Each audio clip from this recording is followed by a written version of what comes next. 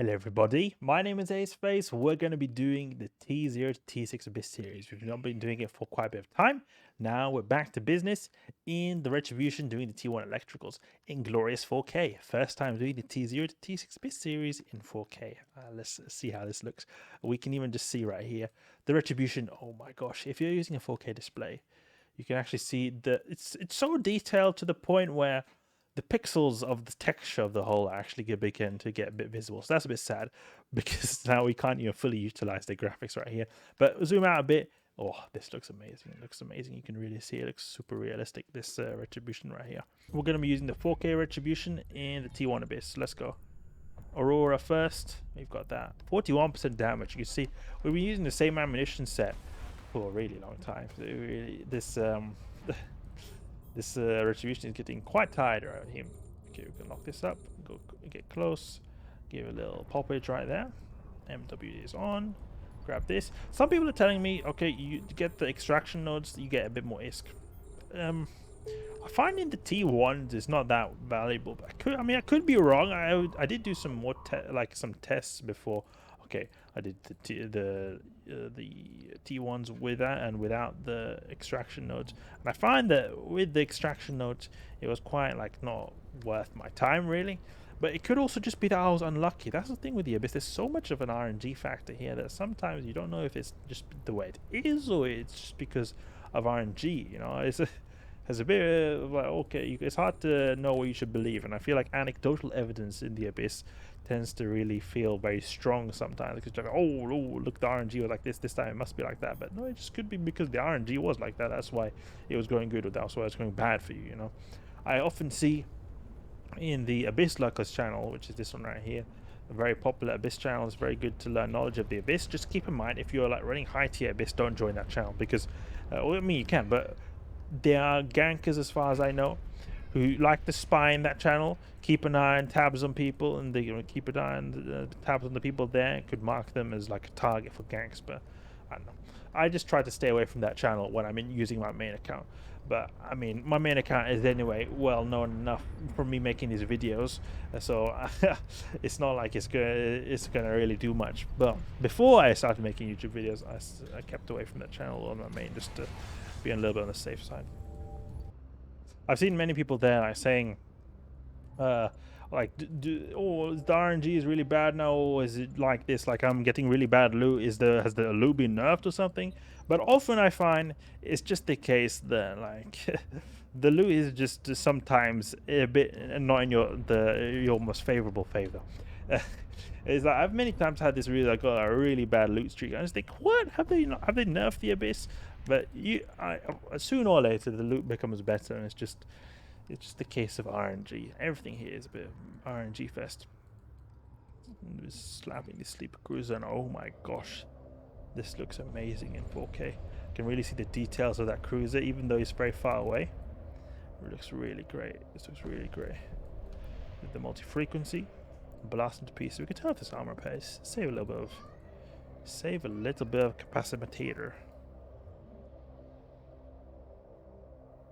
Grab this. We've got actually decent cash.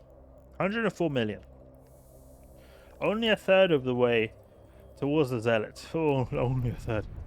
We still got quite a few more skills to do, so this means still quite a bit of time left. We have to train. What is it now? We have to train. Let's put the Aurora in right there. We've got the energy grid upgrades, spaceship commander, weapon upgrades, and hull upgrades. These are and energy grid upgrades 5. Here is where we're going to be able to fly the Zealot, I think. Oh yeah, and then we also need to get our Mark Cruise to level 5, so it's going to take a ton of time.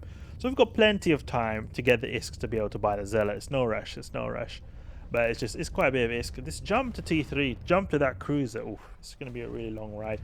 And it will be great to just be able to do the T2 Abyss in the meantime. And I feel like I might almost just do that, train Assault frigates to level 5, and just be really an epic Retribution pilot, just slapping the T2 Abyss. Maybe would die here and there, but I'd earn the ISK back really quickly just because of the amount of ISK I'll get from it. And it'll also be quite fun because of the intensity. But on the other hand, I just like to be able to just sometimes sustainably farm T1s and not have to worry about just dying very easily hold the slightest mistaken. Sometimes when you're coming back from university, just long days, hospital placements, that kind of stuff, it can sometimes be just really, you don't feel like, well, at least I don't feel like just heart rate doesn't need to go up too much, okay? I want to just relax. I just want to relax a bit. Okay, let's break this Kikimora right here. Go to the bioaccumulative cache. Let's go. Okay, let's just exit the origin conduit right here. See what loot have we got. Abyss loot, 5.6 million. Okay, 5.6 million. Have we got any gankers? No gankers. Okay, great. Can move a little bit. I'll move a little bit, and we can get the filaments ready for the next run. Activate filament. Just wait a little bit until that other one's despawned right there. Deployed. Let's go. Let's go closer to these guys right here. I can repair a bit. I don't know why my arm is damaged right there. I need to stop repairing. Abyssal Dead Space pocket is closed. Okay, okay. Activate, activate, activate. Open this one. Let's go. But it would be nice to do the T2s. It would be nice. I really should gather the courage to run the T2s a bit more often. Why am I not repairing my armor? I should be repairing my armor. Spark grip tester. This is someone we want to be a little bit careful. We want to be a little bit careful. Spark grip tester. Because he can land the wrecking shot, which will nuke almost our entire armor. Take this out. Shoot him. We can maybe go for this one as well. This and this. We can just do some volleys right here. Pop. And then we go for this a bit of pop right here. There we go, pop. Ah, there's nothing in here, okay. And we can orbit at 7.5. And go there. Use something that can be used to be closer range ammunition. Let's go. Shoot, shoot, shoot, shoot, shoot, shoot. Just need to make sure we... Oh! That was a big hit right there. You see, 400 damage. I mean, 400 damage and you just did a hit shot. Imagine a wrecking shot. Dual armor repairs. Need that dual armor repairs. We need to orbit a bit further away. Orbit 10 kilometers. Yeah, we need to orbit further away. Also range. We can use multi-frequency maybe. Yeah, multi-frequency is a good hit. Yeah, this is quite spicy when this guy hits. Just sheer amount of damage he does. But it seems like orbiting 10 kilometers is a good range with multi-frequency with our current skills. If we have Assault Frequency 5, oof, then we have even more damage, even more range. Really buffs all the offensive capabilities of this ship right here. Not so much the defensive though, so we're going to be still as tanky as before. Let's go here. Boom! Oof, that sound, that explosion. That was really an epic explosion I heard right there. Sounded like almost like a AWP sound from CS:GO. The sniper rifle the sniper rifle shooting sound. Okay, let's jump in right here. Switch over to Aurora. What have we got here? Bioactive cache. Let's go for that. Popped. Alright. And then we lock up Charybdis. Lock him up. Start shooting straight away. We can even go for the standard. Let's go. Let's go. Open this up. No, we can't because we just jump out of range as per usual. As per usual. Okay. Let's go here to Charybdis Tyrannus. We need to move our inventory a little bit down here so we can see our ship a bit better. And then we will go in close. And orbit's right here. Orbity orbit. And even turn off MWD just to improve our tracking ever so slightly. It's not really going to improve it that much, but it'll help a tiny bit. You know, when you got a 4K monitor, you can have the product discovery, I think, a little bit smaller. Is it small? No, you can't have it smaller. So we can actually... oh, why am I not close? Because I have not got MWD on. Look here. We do some product discovery in the meantime.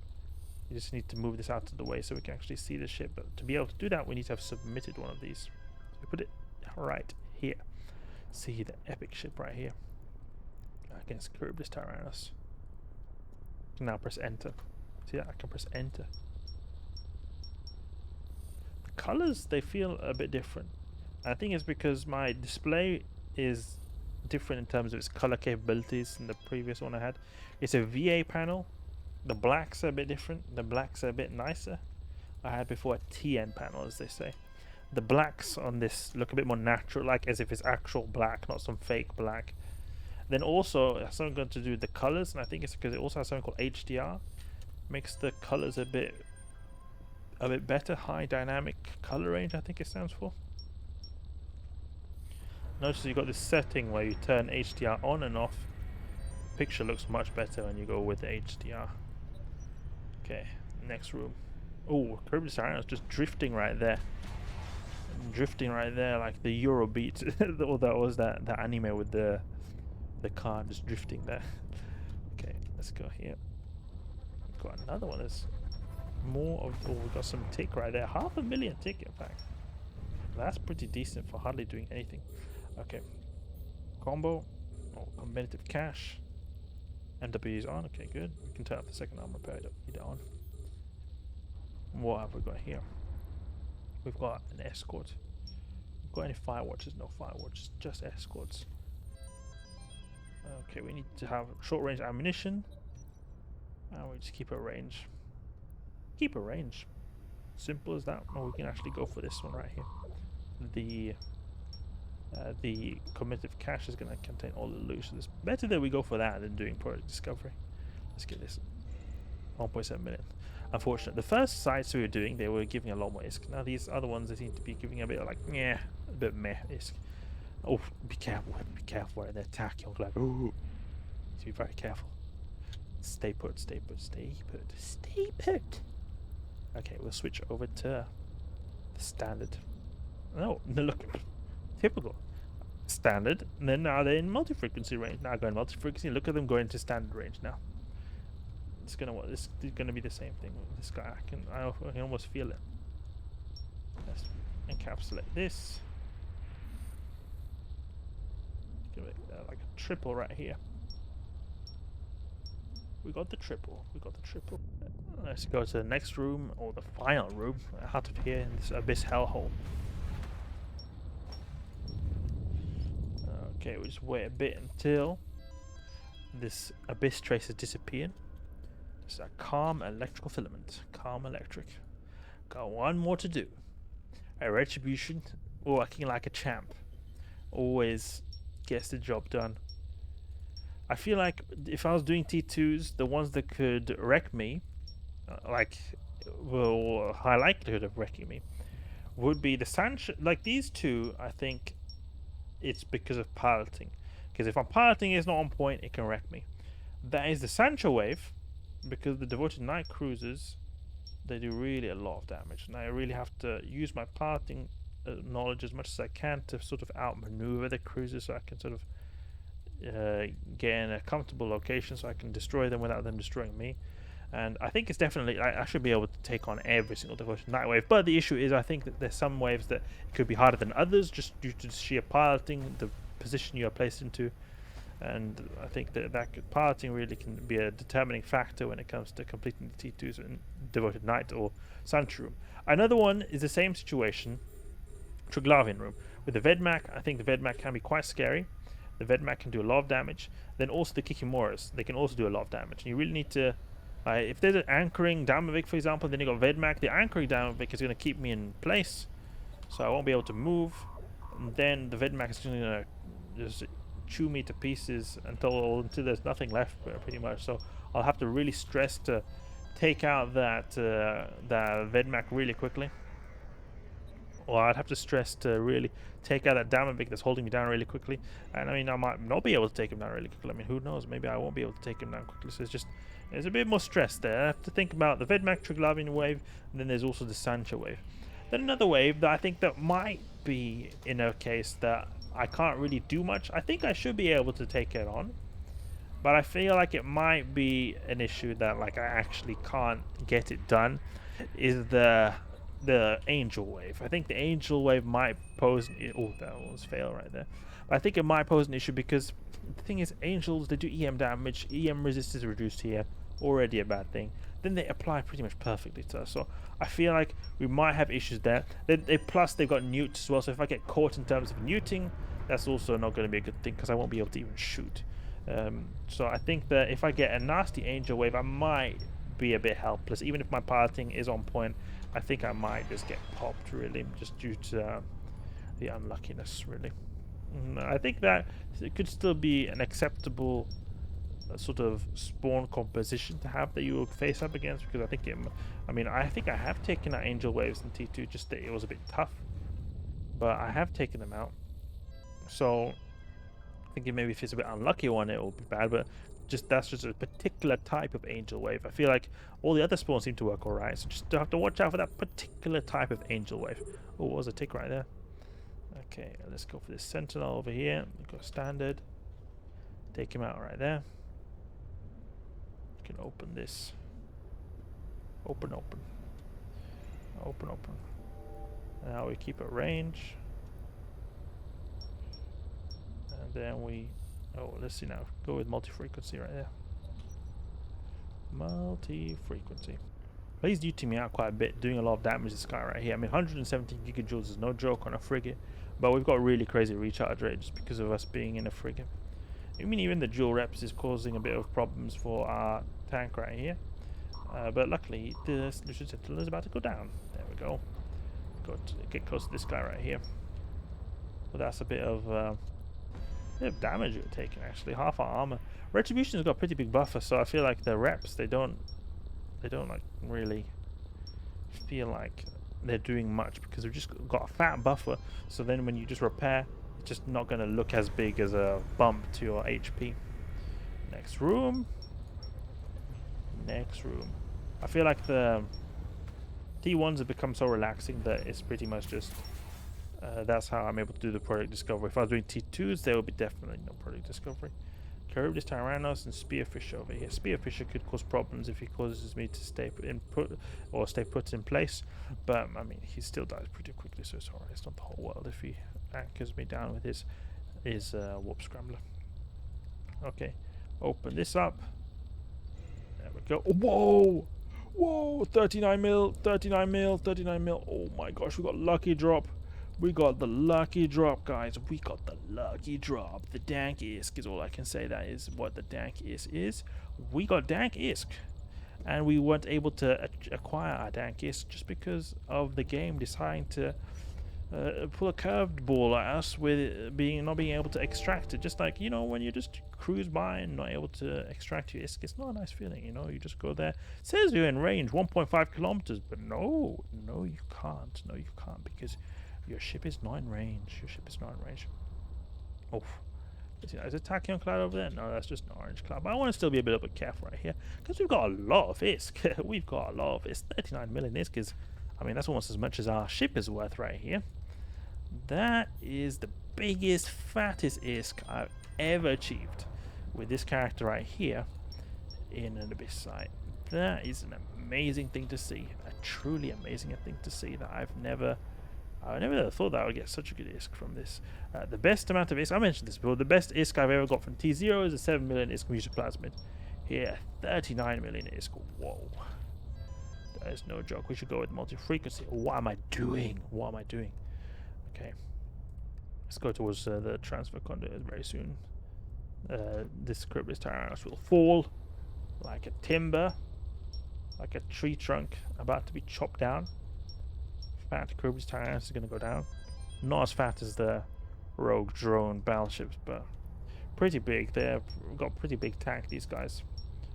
Okay, there we go. Taken out. Please just do it before I go out of range. Yes, good. Because I would have hated that I go out of range and then I had to switch out mission again. Okay, well there we go. We've done this Abyss site right here. We have to check how much ISK did we get. How much did we get? How much did we actually get? Because, I mean, when we go into cheat, it could be that they're ripping us off as per usual. It could be that they rip us off. Unstable. This is the main thing right here. 33 million. Oh no. Look at that.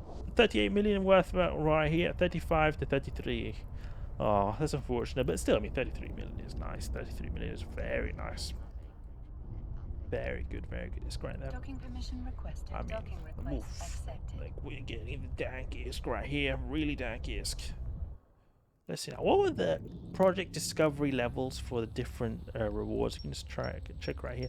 Because I mean, if I was able to get pacifier, that would be then like that will be the zealot done right there. 150 level 150. Okay.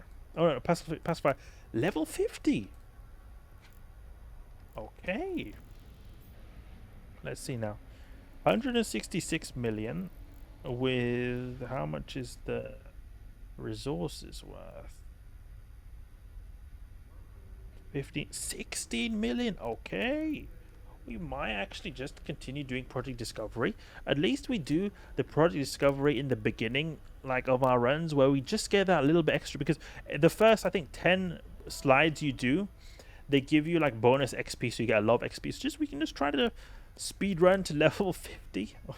And then we'll get that really nice pacifier. And then we should be able to have enough ISK to get that Zealot right there. So I feel like we will get to the level 50 project discovery before we actually get the ISK for the Zealot through the through just to grind the T1s, because it will take a long time with the T1s. I mean, we got a nice bump with that 39 million ISK or 33 million ISK sample of Multiplasmid right there. Just muddling up words with sample because we're doing samples in project discovery. But this is going to give us a big progress or bump to our progression right here. But still, getting that pacifier blueprint will just give us that Zealot almost straight away. So let's see now. We'll just organize our loot. Control A, put it in item hanger. Take this junk right here, put it in here. And do we have any electrics right here? Agitated electrical, no filaments right there. Do we have electric, nothing really. Let me use tranquil, but we don't use tranquils anymore. So we sell all of these, see if we get some nice ISK. Can we get maybe 40 something million ISK? 42. We get ripped off by 10 million. Unfortunate, but that's just the way it is. Dank ISK right there. Oof. 149 million ISK. Wow. This character is making strides. This character is making strides right here.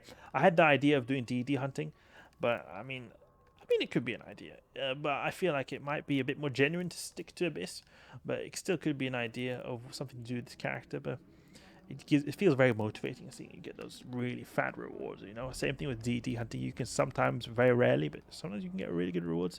Same thing goes for the Abyss as well, though I think it's a bit more likely that in DD hunting you're going to get really big loot spikes than in the Abyss. Well, it depends.